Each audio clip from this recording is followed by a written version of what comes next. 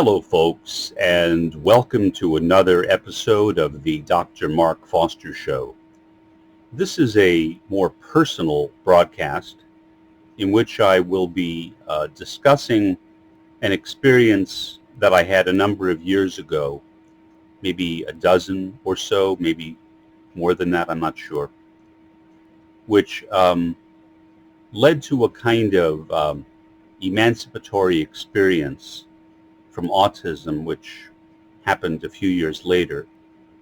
I had been praying very intently. I can tell you that I remember back when I was a child realizing that I literally did not love anyone. Even after I became a Baha'i, I realized I didn't love Baha'u'llah. I didn't love Abdul-Baha. I didn't love the Bab. I didn't love Shokhi Effendi. I didn't love my parents. And it tortured me when I realized that, because I couldn't figure out why that was. Now, as a child, I had been diagnosed with childhood schizophrenia, a diagnosis which no longer exists in the current DSM-5, which is the psychiatric manual produced by the American Psychiatric Association, the current edition. But in the DSM-1 and the DSM-2, there was such a thing as childhood schizophrenia. The interesting thing, which I did not know at that time, was that childhood schizophrenia was defined as autism. That was literally the definition of childhood schizophrenia in the DSM-1 and the DSM-2.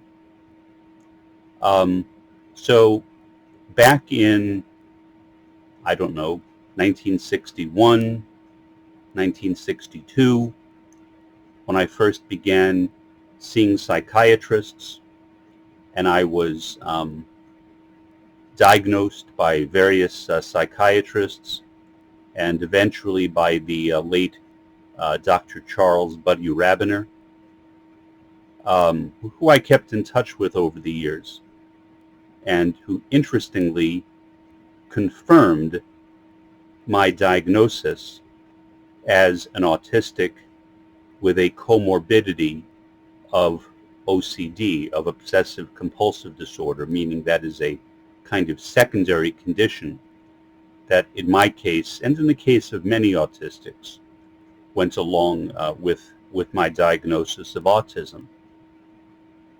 In a way that was kind of liberating for me, and it happened in a kind of unusual way.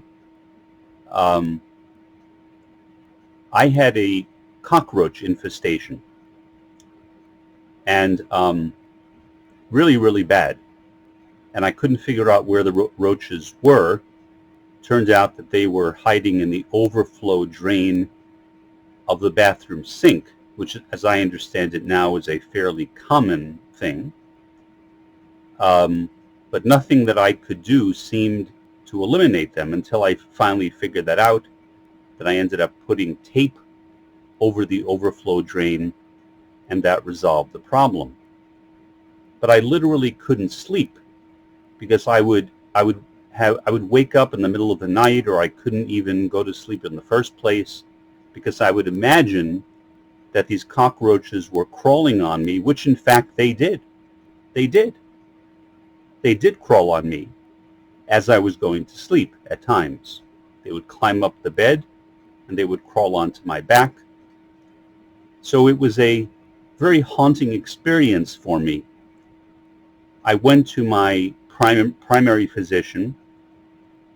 He said that he could not really do anything for me, and he recommended that I go to a psychiatrist, which I did.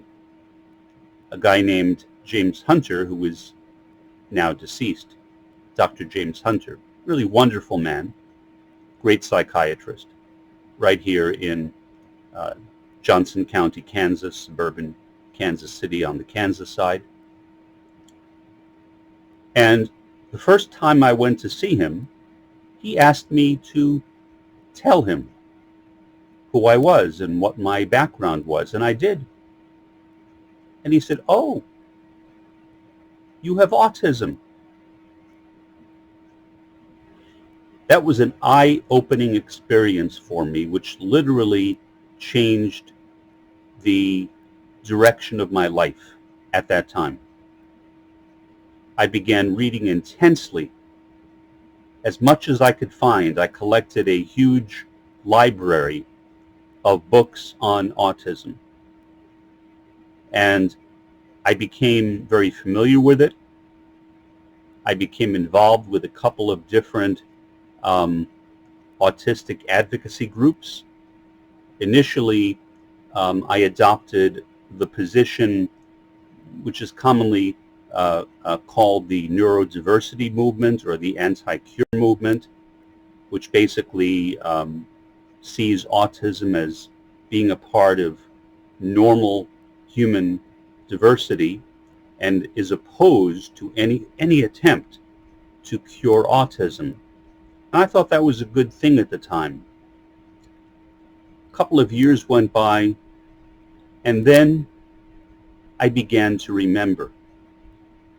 I remembered my past. I remembered my experiences.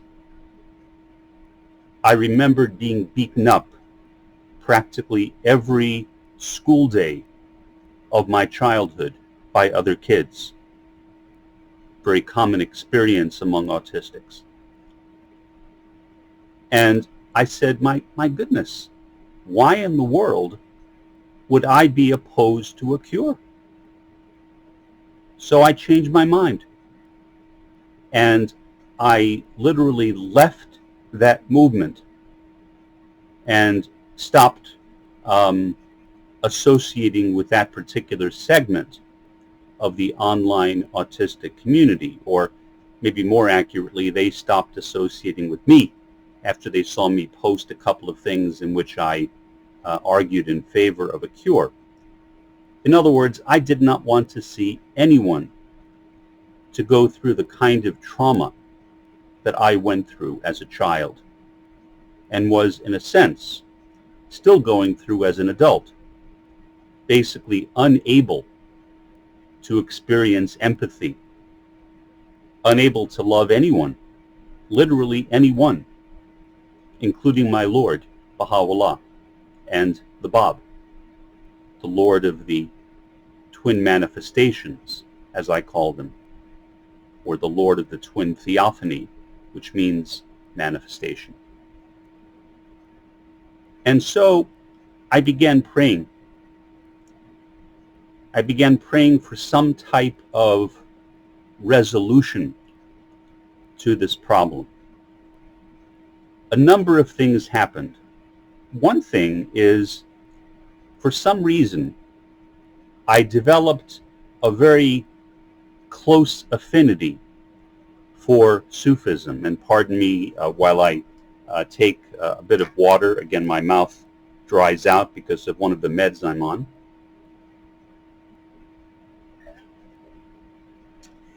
And so I developed a very close relationship with the Prophet Muhammad, and especially with Sufism. I also began practicing a kind of Sufi-like meditation, which I read about in some books, and I created a Sufi site, which has since transformed into something a bit different.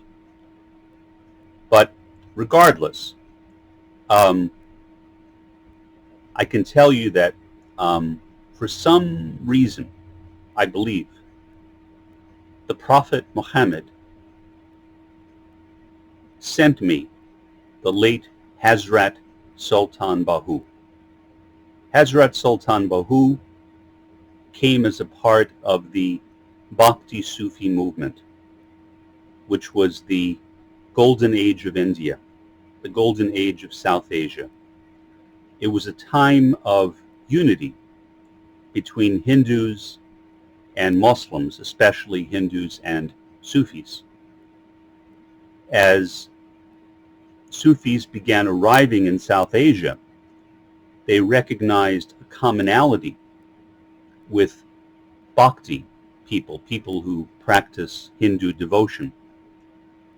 And there began to be a kind of interaction between the two different communities, so much so that some people actually would define themselves both as Sufi and Bhakti. And people would often go back and forth between being one and the other, and sometimes back again. And so through my connection that I believe was established for me by the Prophet Muhammad, my connection with Hazrat Sultan Bahu, a tremendously great figure in the Bhakti Sufi movement, a Muslim. One of his lines, and this is my own translation from the original Persian, "Neither Sunni nor Shia am I. My heart burns for one as for the other." In other words, what Hazrat Sultan Bahu recognized is that unity was more important than division. By that time, the issue of whether one was a Shia or Sunni really didn't matter that much. The Shia imamate had ended. The caliphate still existed, but it really wasn't that strong. And so the issue of being a Sunni or Shia was really more of a kind of a tribal identity or an ethnic identity. It really had little meaning beyond that. There were some maybe slight differences in doctrine. Shia, in saying the oath of faith, the Shahada, will add the name of the Imam Ali, whereas Sunnis will not. But other than that, there really isn't that much of a distinction. There wasn't that much of a distinction between the two of them. And so Hazrat Sultan Bahu simply rejected disunity. Now, what Bahu, and Bahu is a combination of Persian and Arabic. Ba is Persian for with. Huwa is the Arabic pronoun he. So, and his mother, who was known as Bibi Rasti, gave him the name of Bahu. That was his birth name. It literally means with he or with him. With God. With God. Basically, she was saying, my son is with God, with he. And the experience that I had practicing the meditation that was taught by Hazrat Sultan Bahu was transforming.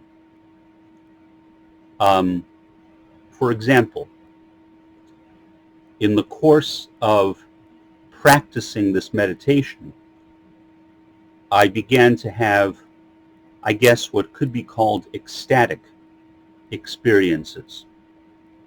Feelings of wonder and awe, even the early feelings of empathy, which did not finalize until maybe a couple of years later. And I drew very close to Hazrat Sultan Bahu. Bahu, unlike most Sufi leaders, did not appoint a successor. Instead, he said that if you practice the exercises that I mentioned, including the meditations, if you read my books, that's all that's necessary. And so the relationship that Sufis who follow Bahu have is referred to in Islam as an Owaisi transmission. Owaisi is named after a man named Owais, who was a contemporary of the Prophet Muhammad, but who never actually met him face to face. But he had a dream of the Prophet Muhammad and developed a relationship with Islam through him.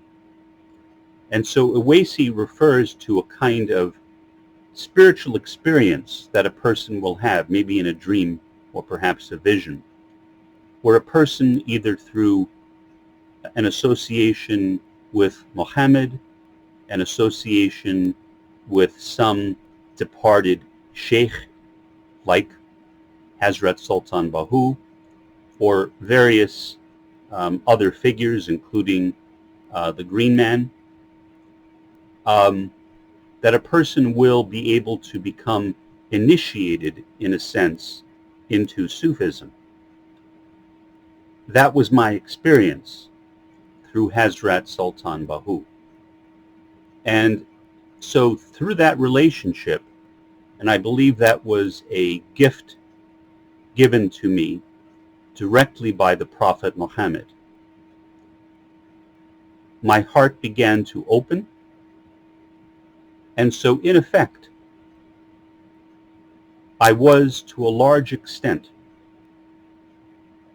connected spiritually, emotionally, with Baha'u'llah through Hazrat Sultan Bahu,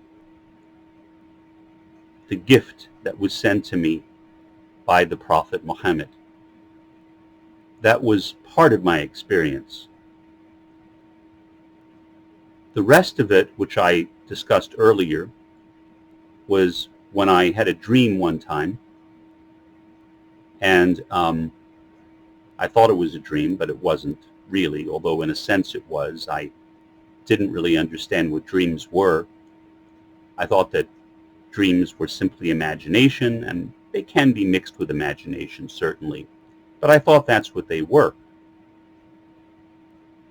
And then I began reflecting on the Valley of Wonderment, where Baha'u'llah talks about these beings, these guardian angels, who inhabit the Valley of Wonderment. He also refers to those guardian angels in the Tablet of the Holy Mariner. There are these guardian angels, and they exist between heaven and earth, or as the Bab would commonly say, between them meaning between heaven and earth. So what happened is that it was early in, and I felt somebody bumping into my bed. I opened my eyes and I saw this being with a kind of multicolored face standing in the back of my bed, right in front of me. And again, I thought it was a dream. And in a sense, maybe it was, but again, I think dreams are real. Dreams really are the reality of this world. We are the outer shell in this world, which I guess could be called the Valley of Search. We are the outer shell of the Valley of Wonderment. You know, we are living in that outer shell. And I was kind of startled by this, because the being also, when he bumped into my bed, said, "Uh-oh," which I heard. And I tried going back to sleep. Then I thought, well, maybe I should get up to see what happened, because it didn't feel like an ordinary dream. So I did get up. I looked around the room, the bedroom, and I noticed that my keys, and I have a lot of keys, which I keep on a push pin in the wall, were gone. I looked all over for those keys, could not find them. Went by and spoke with my friend Dana, who is the assistant resident manager of the apartment complex where I live, and told her the story. And she said, well, Mark, you need to tell the police. And I said, Dana, if I tell the police, they will think that I'm out of my mind. They'll put me in a straitjacket. And she said, well, you don't need to tell them all the details. Just say that your keys are missing and you think they were stolen. So I did. This police officer, a guy named Steve, came by. He photographed my room and filed a report. 2 days later, I woke up and the keys were back on the push pin in my wall. They were back. I assume that angelic being, that guardian angel who awakened me, who initiated me, had put those keys back, just like he took them a couple of days earlier. And from that time on, my level of empathy has simply accelerated. And so I'm kind of a weird sort of creature, I guess you could say. There is no cure for autism yet. So neurologically, I suppose I still am autistic. And I know I am because I know what goes on in my head. I know that I am still an autist. But I am an autist with a tremendous amount of empathy and love. Overflowing empathy and love. Something which I never experienced before. And that empathy and love has only increased up until the present time. So that's my experience, and I thought I would share it in more detail than I did in a previous video. This is Mark Foster signing off for the Dr. Mark Foster Show. Have a good one.